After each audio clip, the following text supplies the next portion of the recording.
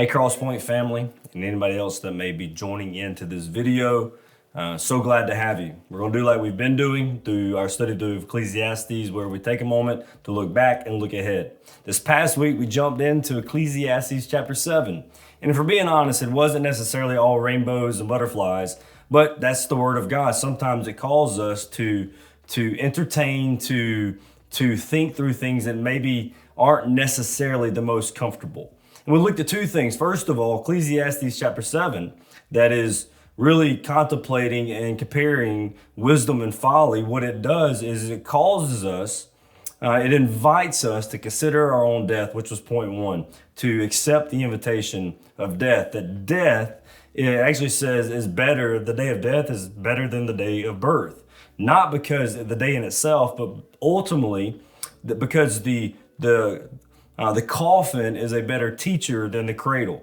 That whenever we contemplate, when we look at life through the lens of one day it will end, that through that and through sorrow, that God can actually deepen our ability to live and to love. That it does much in teaching us that the wise is one who spends time in the house of mourning, not just in a house of laughter. That it deepens who we are, that it has the ability to be a teacher to us, that it will allow us to arrive at a place of not some surface level joy or surface level happiness, but a deep, a tested, a true joy that even death does not take away. But we also understood in the first 14 verses that this wisdom that we have, that we've gained from the Lord, it has its limitations. That it doesn't come rust proof and it doesn't come bulletproof. That even the godly, even the wise are challenged by the things that go on in the world. That we can be tempted to try to escape. That even the most wise can face situations in their life that they're tempted to escape.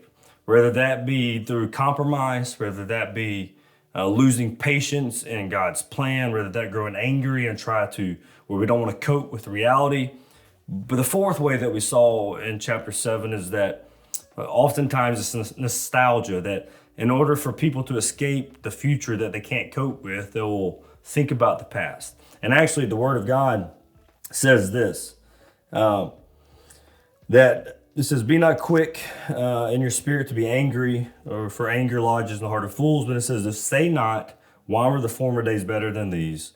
For it is not from wisdom that you say this. That ultimately, we talked about how nostalgia, how it focuses on the past. And oftentimes it's a longing, as one quote that we read is that only a child thinks that what they're longing for is actually what they're longing for. That when they think about how it was in the past, man, if it was just that way, it's not like that anymore. I wish it was like that.